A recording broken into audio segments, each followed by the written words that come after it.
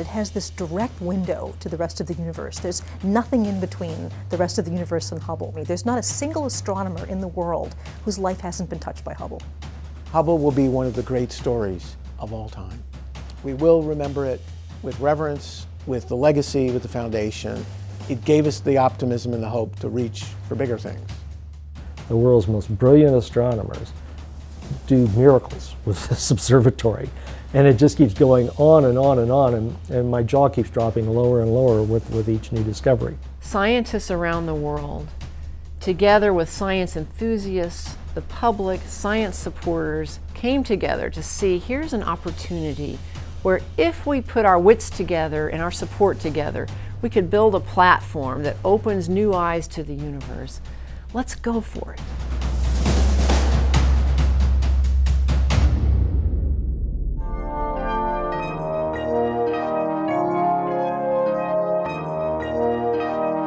Earthbound telescopes from Galileo's simple instrument to modern mountaintop observatories are all hampered by the Earth's turbulent atmosphere. The best place for an observatory is in the heavens. Now the Space Shuttle, created by NASA, America's space agency, has the ability to put one there. The periodic revisit of the shuttle will allow for the replacement of components and routine maintenance. This ability to service the telescope through human care will extend its lifespan up to 20 years. Telescopes on brief rocket flights have brought us hints of entities we never knew existed. And balloon flights have lifted telescopes 8 miles into the air to take some of the clearest photographs of the sun ever obtained. Another group of astronomers told a recent meeting of the American Rocket Society in San Diego, California, that they are designing a satellite that will carry a bank of telescopes into an orbit 500 miles or 800 kilometers high. By thus sending a telescope up above the Earth's atmosphere, they hope to pierce a blanketing ocean of air that has, for the most part, obscured man's detailed view of the universe.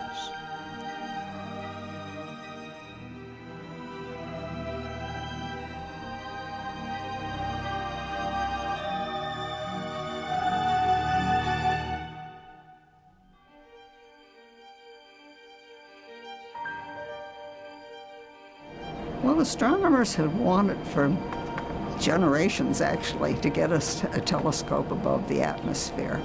The first reference I'm aware of is back in 1925, that it was suggested that we needed a telescope in space. I've read that one of the astronomers at Princeton, this was probably in the 30s or 40s, said that when he died, he wanted to go to heaven and take a telescope with him. And so when the possibility of a telescope in space opened up, astronomers jumped on the idea.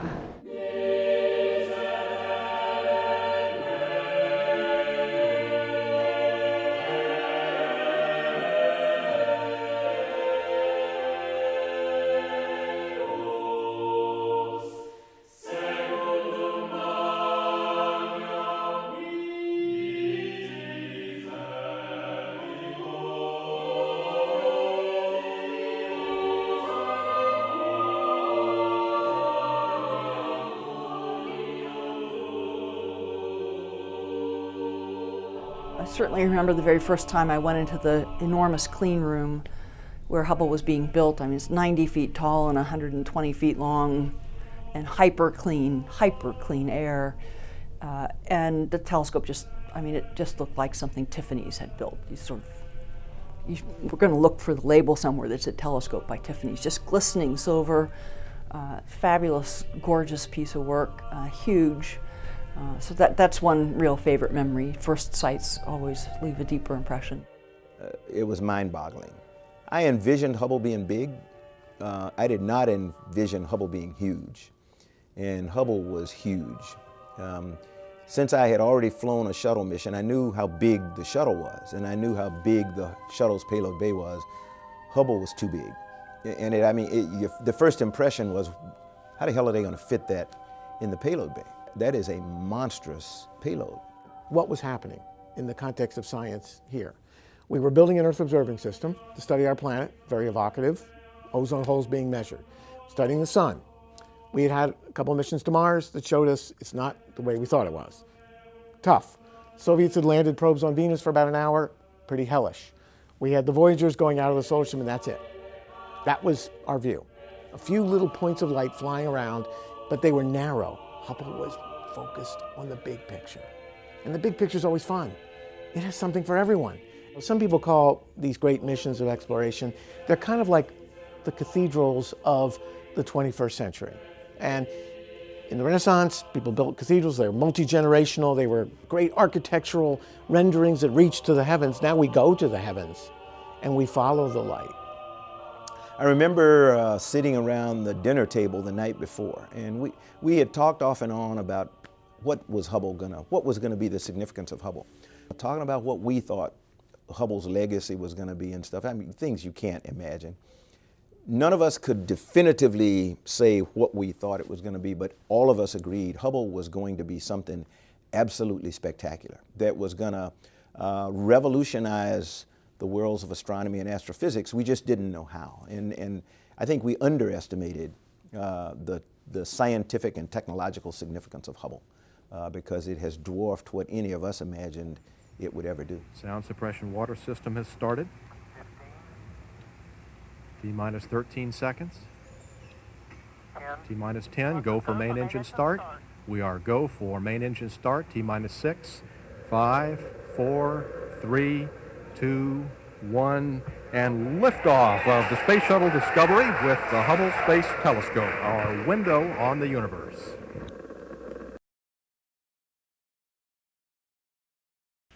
Discovery Houston, just wanted to let you know that the ground is currently configured for HST main bus activation.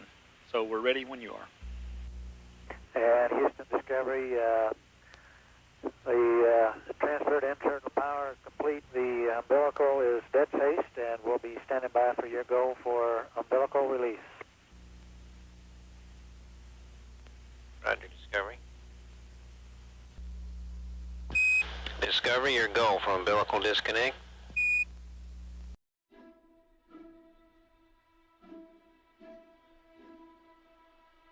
Hubble deploy day did not go well.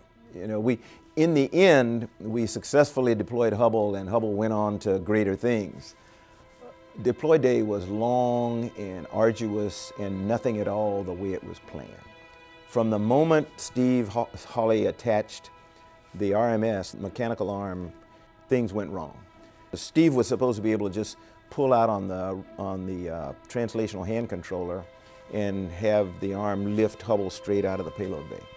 That's not what happened. I mean, Hubble's 25,000 pounds of mass. Granted, it's weightless in space, but it's still a 25,000 pound mass.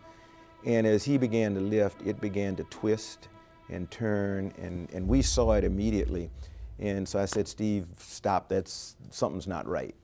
And so that necessitated Steve now going to a downgraded mode, which was moving joint by joint. So for the next couple of hours, Steve Hawley literally had to lift a little bit, readjust a joint, get it straight again, lift a little bit, readjust a joint, or roll it, or do whatever was necessary to keep it as much in its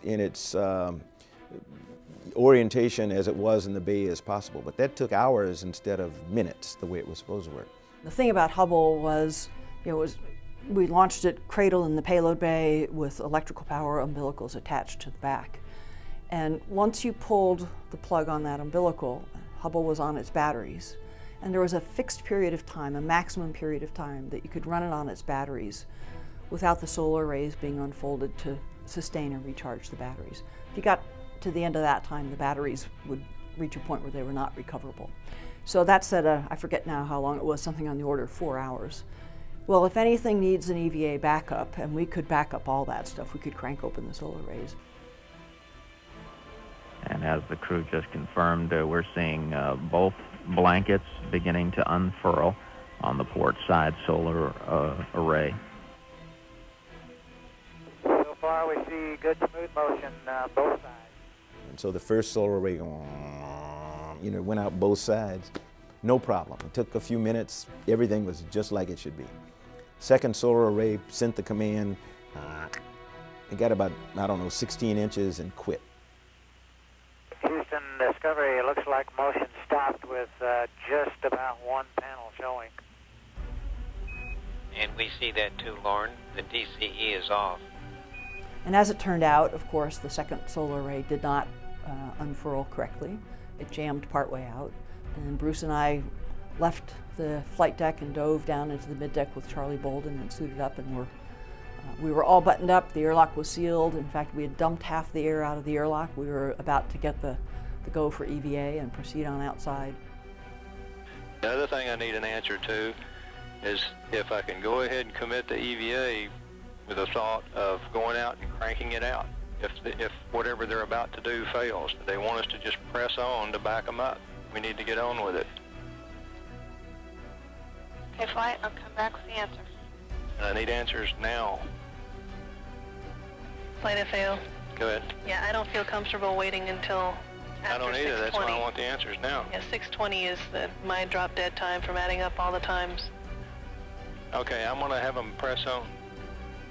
All right, Capcom, tell the crew we want them to press on into EVA, and we'll stop them whenever we have to. Just quickly, we got 4 minutes on this pass. Discovery, Houston. Discovery, go ahead. Okay, with the panels that you got out there right now, it's not satisfactory to stay overnight. So we're going to have to move out on the EVA. I was scared. I had never suited anybody who was going to go out in space.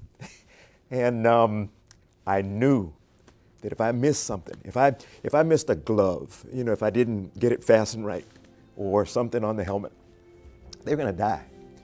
And it was going to be my fault. So even though this guy's come out of combat and all other kinds of stuff, I was scared because I had never done this before. And so I knew my crew members were dependent on me.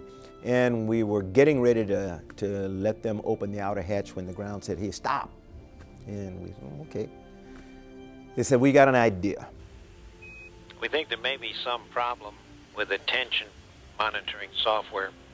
We've got the DCE back on. We're going to disable the tension monitoring and resend the proc to deploy the minus SDM. Okay, hit it. And the irony, this is the day of ironies. Early in the morning when the solar array first stopped, Bruce came up with this crazy, Bruce McCandless said, I don't think there's anything mechanically wrong. I think it's the tension monitoring module. And we all looked at Bruce and went, the what? Everybody but Kathy. Kathy had heard of the tension monitoring module. And so Bruce said, it's this software module that we put in to protect the solar array. And in case we got a mechanical jam or something, we didn't want to rip it and destroy the telescope. So we have this software module that would stop it until we could diagnose the problem and then correct it and then let it go out. This young man down here at Goddard, and I say young man because as I understand it, he was a very young flight controller, on console said, hey, I don't think we've got a mechanical problem. I really think it's the tension monitoring module. And if you give me permission, I can no-op the tension monitoring module. I can turn it off. You know, I'll make the 1 a 0, and I think everything will be okay. So between Houston and Goddard, and I think Bristol, England, and everywhere else in the world that had anything to do with Hubble, they mashed on this thing for hours, and they said, okay, try to deploy it again, and hit the deploy switch, and solar array went out. It's fully deployed. The micro switch is confirming. Okay. And for Bruce and Kathy, we'd like you to stop the airlock depress at 5, please. Rendezvous, we're go. Fido, go. Eagle, go. Ecom, go. Inco, we're go. FAO, Go. Max, go. PRS, go flight.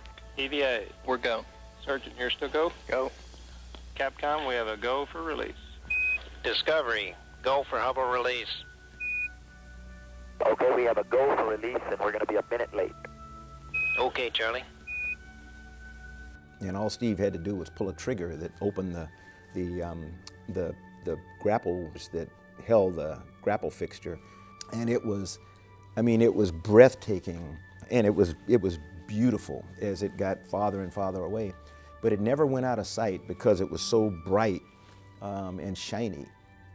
So the irony of all of this is that after 5 years working together on the Hubble telescope, longer than any other person on the crew had worked on the Hubble telescope, the view that Bruce and I had at the time that Hubble was deployed was the blank white wall of the inside of the airlock. Never saw it.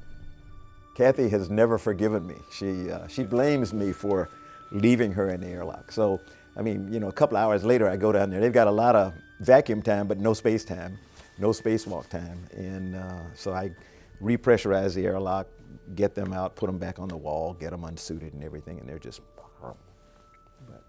but we had a lot of images for them. Engineering things that have never been done sometimes have issues. Designing the preeminent viewpoint of the heavens, the Hubble Space Telescope, was not without, you know, sort of new inventions that were never done before. The first images from Hubble were frankly a little disappointing. They were not as sharp and crisp as we had hoped.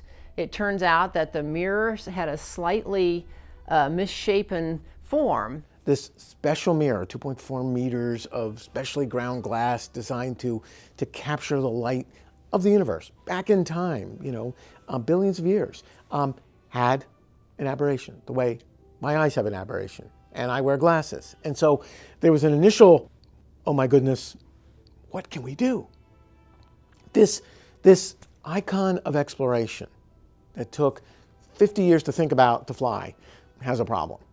And I'm positive that if we all had written down the 100 most likely problems with the Hubble Space Telescope, if everybody involved with Hubble had written down those top 100, not one of them would have listed the mirrors the wrong shape.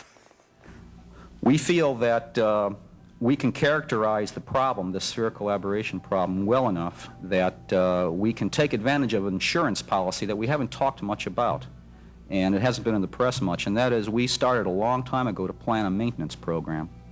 That is, every 3 years we plan to go up with the space shuttle, change out instruments, change out things that broke, the gyros or something might break. We have gyros in stock. In fact, we have in stock, in storage, most of the critical components on space telescopes. We promised that we had a way to fix it, and we put a new camera in with corrective optics in it that would cure the optical problem. Right as we talk now, we are building a second wide field camera, and it's not too late to put a corrective optic. You can almost think of it if you've got bad myopia, which you can say our telescope has now, and you put your glasses on, you can correct totally and get 20/20 vision. That's what we would do in the wide field camera, the second wide field camera. We would change one little mirror, relay mirror in there, take out the aberration that the primary mirror causes. That is, if it's a positive aberration, we put in a negative aberration and basically cancel it out.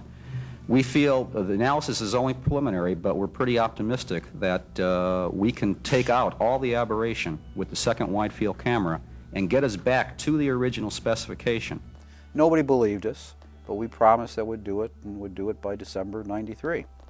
Let me conclude by saying HST was and is a difficult challenge for a tremendous payoff. Hubble became, it was in the press all the time with the problems. It was a billion-dollar mistake.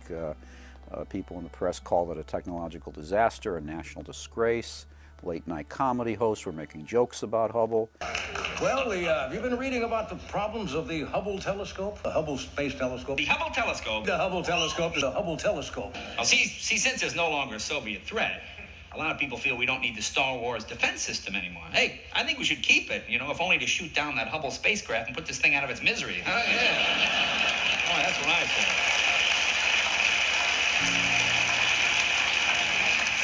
The teams at NASA, combinations with Johnson Space Center, Goddard Space Center, Space Flight Center, great astronauts, the will of the people, great members of Congress who supported it, said, let's fix it.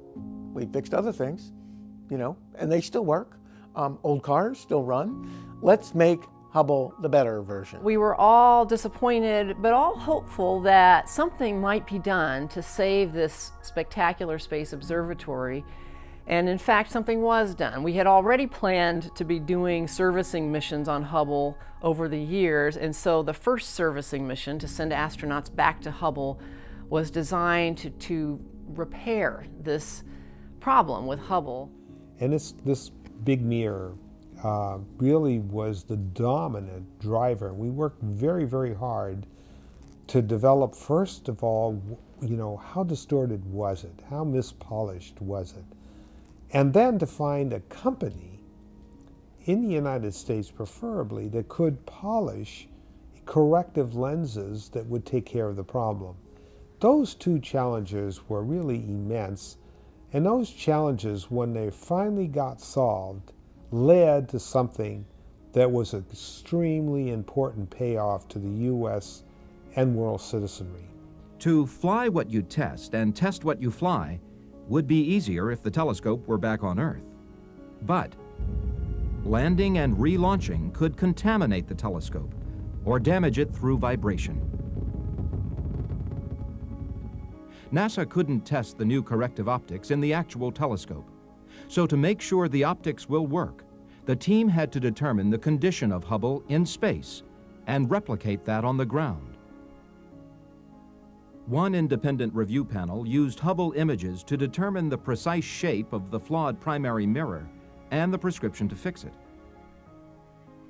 Another team had to verify that the corrective optics will work. Teams had to test two optical packages, the replacement wide-field planetary camera and the corrective optics for the other instruments, called CoStar. Engineers built several independent analyzers to test that they had replicated what the Hubble telescope does to light. For mechanical testing, engineers built a simulator at Goddard Space Flight Center using the same precision equipment that built Hubble originally. To replicate Hubble during electrical tests of the corrective optics package and the new camera, an electrical test facility was built with the same schematics as the original telescope. Hardware has been thoroughly tested on the ground. The Hubble servicing team is preparing for contingencies. But this mission is a first, so no one can predict everything that could happen. The real test will be in space. 5, 4, 3, 2, 1. And we have liftoff. Liftoff of the Space Shuttle Endeavour on an ambitious mission to service the Hubble Space Telescope.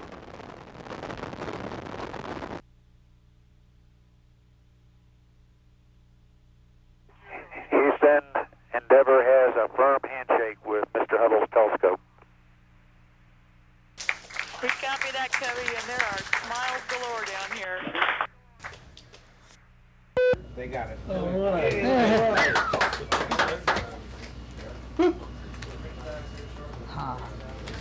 Fantastic. I forgot my glove. Strange. We're going to do whip pick on day 2 now. Sudden change of That's it. Change the plan. No, I think if the arrays are straight, we also have an equal chance that there is no such thing as spherical aberration. The universe is aberrated, and we're going to be correcting for it. Actually, also Okay, then you're seeing what would be the upper outboard bistem on the plus V2 array. There is a definite kink right at the upper edge of the second panel there, as you can see in the max part of the bend. And it looks like, as the bistems, of course, one is inside the other, it looks like the outer bistem has a kink in it, and it is also twisted approximately 90 plus degrees clockwise there at the kink. Then it looks like it all comes back together within a few feet there of the kink. There's also, probably hard for you all to see, we have to look at with binoculars, a second kink a couple of feet below the obvious one that is on the back side there of that section of the bistem. It's not quite as bad, but it does have a little crease in it. Foot restraint will be occupied by mission specialist Kathy Thornton. She will be working from the end of the mechanical arm.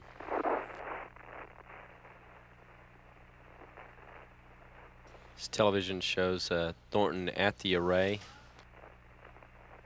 to be jettisoned. Okay, KT. You ready? Yeah, I'm ready. Okay, they say you got to go for release. Expect 20 pulses on the RHD. Hey, no hands. It is going to be 20 pulses on the RHD for a set burn. Okay. Almost like a bird, Tom. Look at it. Look how stable you left that.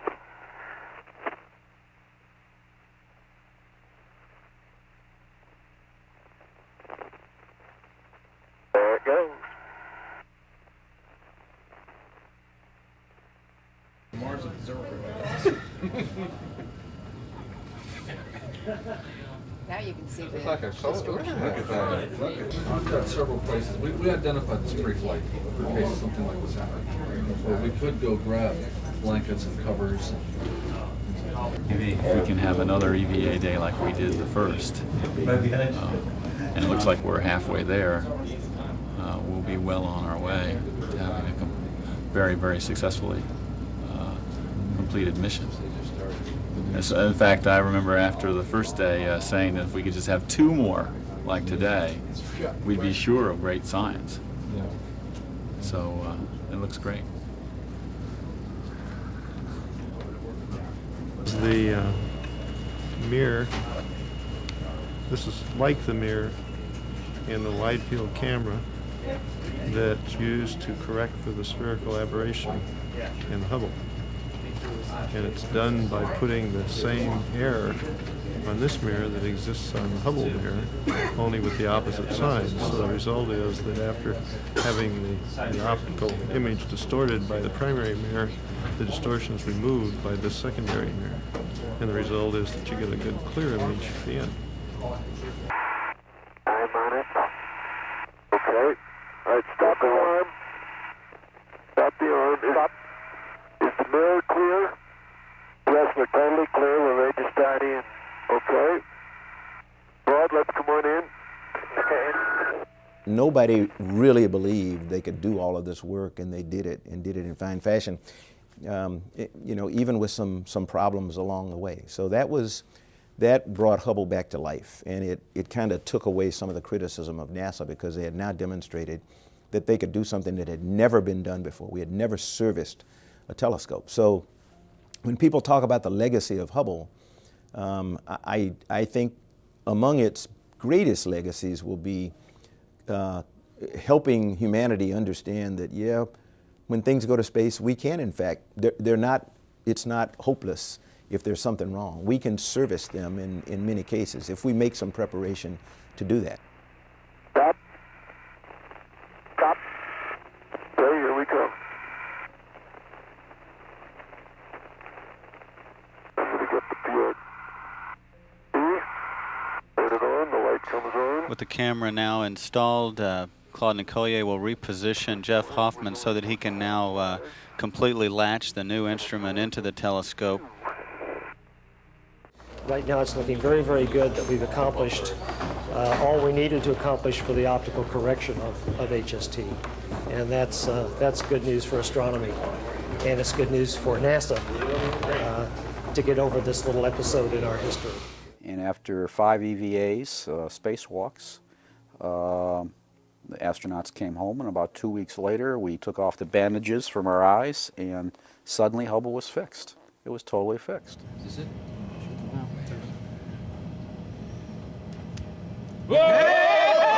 Hey! One to the bright right pixel. there. Oh! Did it! Wait. Oh, no, go. Yeah, let's get Yeah, bring it up. Yeah, bring it up. Bring it up more. Come on. More. Come on. Oh. Come on. Not bad. That's Not it. bad. There you go. Well, Not bad. can we get a sense for which is the brightest pixel? Yeah, just run the cursor around in there. Oh, there. Oh. It's 2 pixels. Whoa. Not bad at all.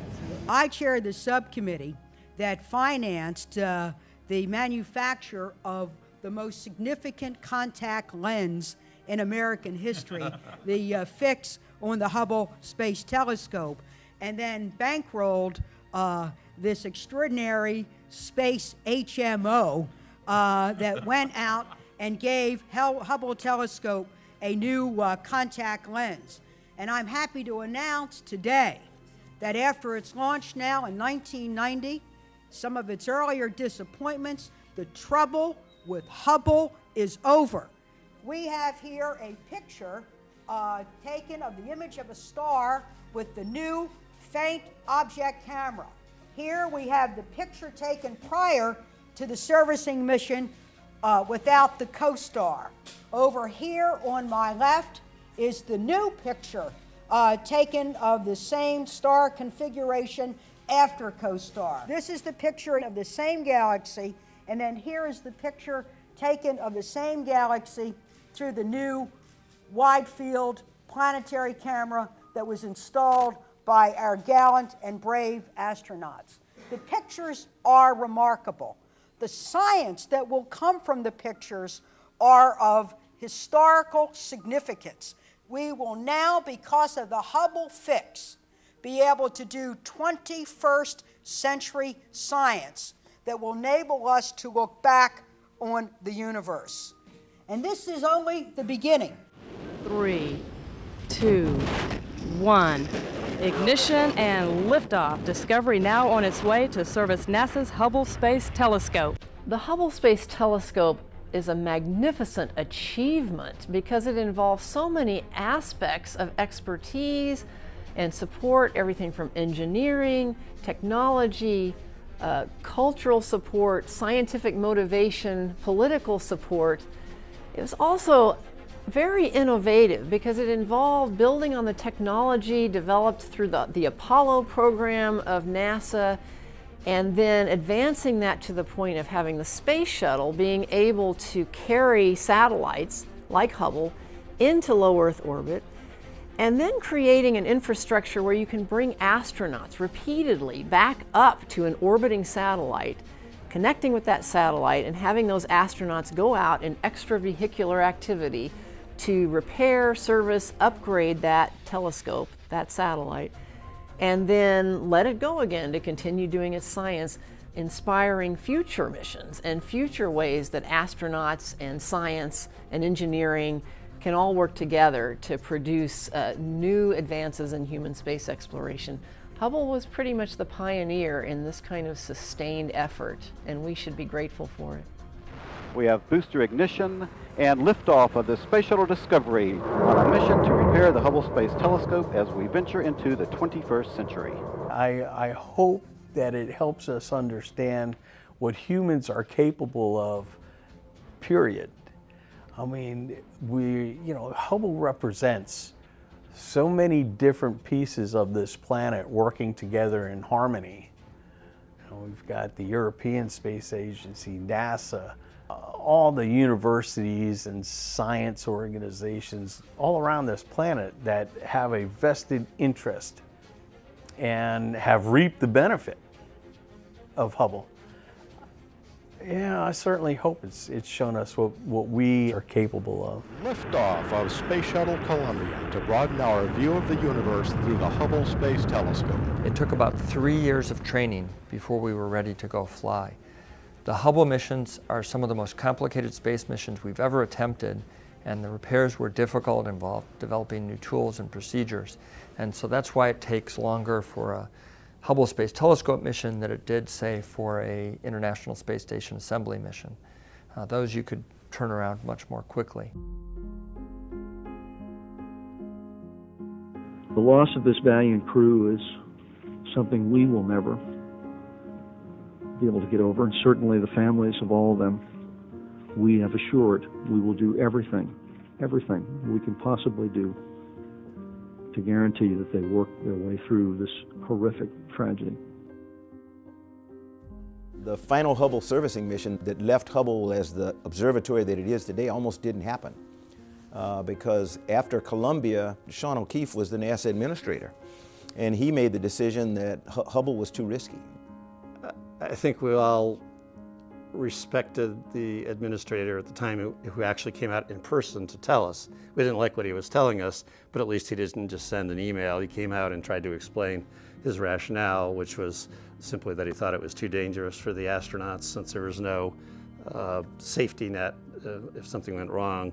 Hubble was in an orbit that the crew couldn't use the International Space Station as a safe haven if something went wrong. That, for all of the station missions, our plan was if we could just get the crew somewhere to orbit, we could get them to the International Space Station and put them aboard station until we could get another flight to come up and rescue them.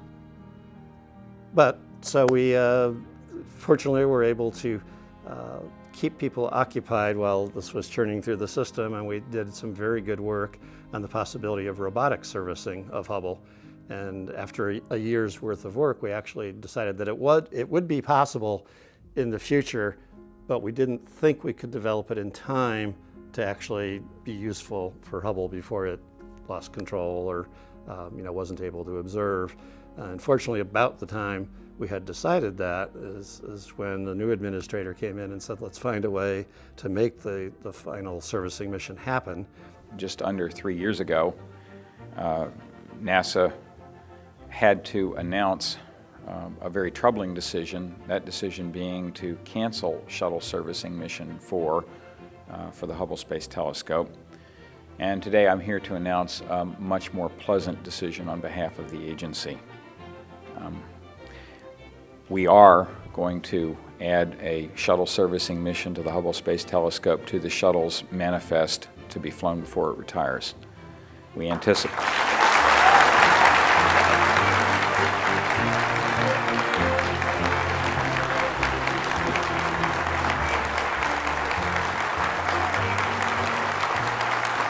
The public response was probably as important, if not more so, than the professional astronomical community's response.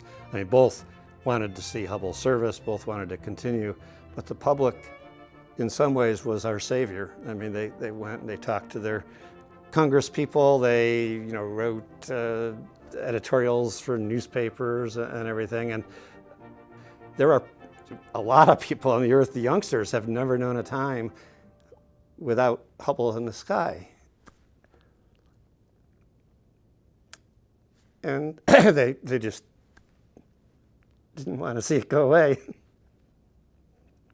So I think their investment in it, their connection to it, coupled with the way they were able to describe that to the media, to Congress, whatever, it really got through to people and to the administrator and said, this is important for more than the science. So let's find a way to make it work. And we did.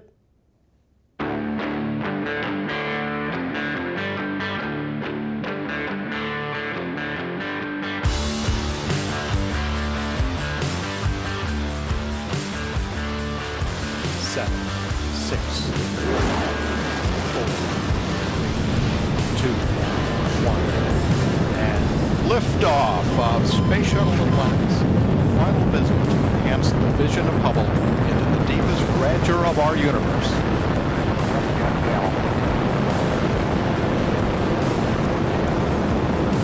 Bypass across the board, Scooter, no way. You over the top? Yep. Okay, you're doing a great job. Thanks. Ready, Drew? Ready, John. And there's at the labyrinth field. Fantastic. You want to increase the rate slightly? Increase rate, Megan.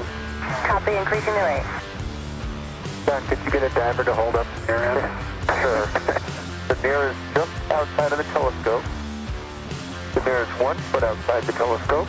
Okay, increase rate, Megan. Got you. Copy. Clear for the maneuver. You're clear for the maneuver. Go for the maneuver, Megan. Copy, going to aft fixture. I'm the witness on this. You actually were the last guy to pat it goodbye. What were you thinking when you patted Hubble goodbye? What was going through your mind? Happy voyages. I hope everything that we did worked. It's hard not to think of Hubble as something alive, but I really was thinking of Hubble as a friend. This is a really tremendous adventure that we've been on, a very challenging mission. Hubble isn't just a satellite. It's about humanity's quest for knowledge. As Arthur C. Clarke says, the only way of finding the limits of the possible is by going beyond them into the impossible. And on this mission, we tried some things that many people said was impossible. Fixing STSci, repairing ACS, achieving all the content that we have in this mission. But we've achieved that, and we wish Hubble the very best. I want to wish Hubble its own set of adventures, and with the new instruments we've installed, that it may unlock further mysteries of the universe. Repaired the 2 failing instruments, put in 2 new ones, replaced gyros, a whole bunch of things, a really massive mission, and did such an excellent job that we're here more than 10 years later now, and we're as capable as we've ever been. And things are still working. We've lost a few gyros, but we still have enough to operate on. All 4 of the instruments that were alive after the servicing mission are still going strong. We are supremely grateful for getting that last servicing mission in, because we would not still be operating at this point if we hadn't done that. That allowed us to get the telescope in a configuration for maximum following lifetime. It's about newness. It's about challenge. It's about going out there in the forefront of technology and breaking through. And Hubble represents that to the greatest degree that I can think of, because it allows us to do it in a big way and in a small way. It allows us to do it in detectors. It allows us to do it in computer technology, in optical fabrication, and optical polishing. But it also gives us this big picture. It also gives us this great challenge of making things better.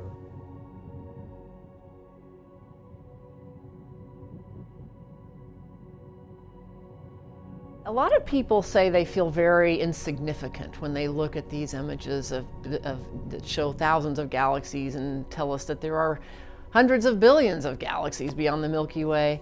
And that's a certain understandable response. But I also feel a sense of gratitude and even significance myself. Now, these are philosophical issues, not science issues, right? But I feel a sense of significance that we as humans have developed or been granted the ability to develop instruments that enable us to see far beyond what the human eye alone could ever see, and to think about what it means, to think about how we on this planet relate to star systems far beyond our own. I think that's wonderful. It should make us all feel a sense of gratitude and humility, and also connectedness. You know, we're on different sides of a planet, but we're all connected as human beings on planet Earth as part of this magnificent universe. I think it should and does have a unifying effect for humanity, and I'm grateful for that. Imagination is great, but execution is everything. So, okay, we can imagine being able to see the cosmos, and that's great. And great astronomers, great thinkers, wrote the governing equations, they imagined it. But what did it take to be able to do it in a way that responds to what we learn in a way that allows us to go beyond just the framing questions, you know? And so the Hubble Space Telescope is the consummation of a masterpiece of engineering, because many of the things Hubble did and continues to do were miracles of engineering that did not exist before. Hubble expanded our horizons of thinking with an engineering solution to something that changed the way we viewed space. Space all of a sudden was beautiful. It wasn't just equations that say, well, there's something, event horizon like a black hole. Look at Hawking's work, and and Einstein's, and others. It's more than that. It's beautiful, it's elegant, it's populated. It's not just light from stars.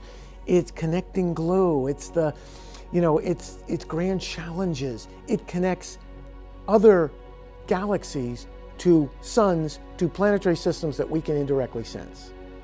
All that took a space telescope to do, and it had to be a good one. Hubble discovered things that are now fundamental in the astrophysics of our universe. Oh my God. But the millions of engineering solutions that let it work, it's, they're beyond words. They're magic. I think that's why it was so transformative in space science. It brought space science to the people because it talked about all space. And it stared at key places in all space to tell us what could be. And that is brilliant. Space is a tapestry. It's a mosaicism of stuff. Some wish we can't see. Hubble saw a lot of it and showed us how to look at it differently. And that, I think, is its legacy. Humans are very good at kind of putting our hearts and souls into things that are made of just metal and wiring. I mean, think about perhaps the connection you might have to your car. You know, your car is something that is used by you every day, is touched by you. It may have a personality to you. It may feel very secure, or it may be very contentious. It's always breaking down. It's natural for us to sort of put ourselves out into the world in things that might not really be conscious, that are just machines. And when you hear the Hubble Space Telescope, you think of something, well, okay, it's a telescope. It's a big metal tube. We launched it up into space. It's very far away. They're seeing things that are very esoteric that I wouldn't understand.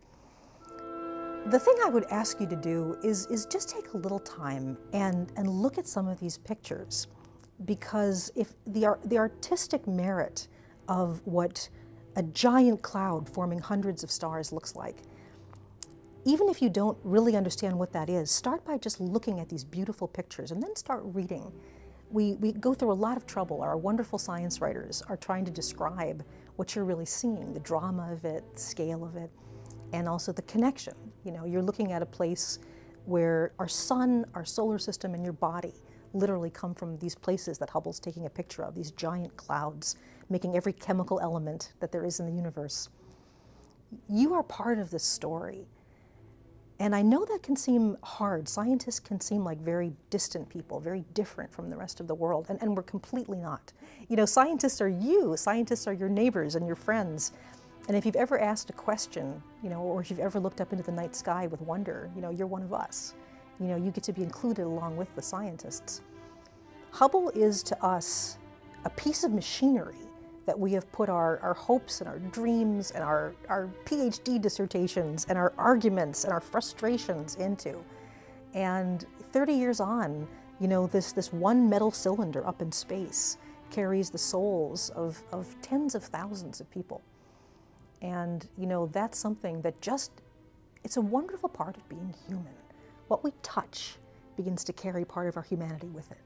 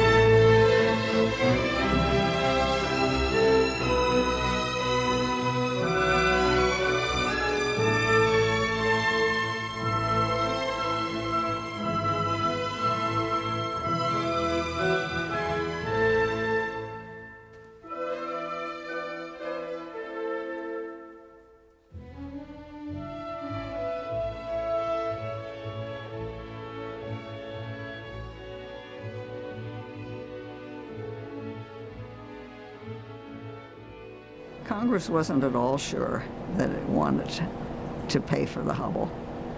And it took really a major effort on the part of the astronomical community to lobby Congress to get the final funding approved.